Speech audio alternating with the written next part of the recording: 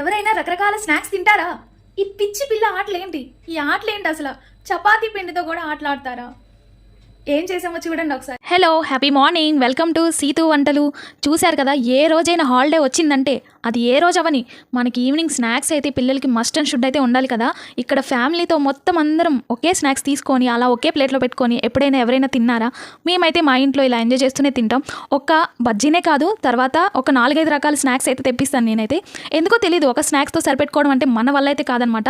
ఇక్కడ బజ్జీలు ప్లస్ బోండాలు అయిపోయిన తర్వాత ఇంకా సమోసా చాట్ అయితే తీసుకున్నాను అనమాట, విత్ కర్డ్ అండ్ పానీపూరి కూడా తినేసాము. మా హంగ్రీ టైం అయితే కంప్లీట్ అయిపోయింది అనమాట.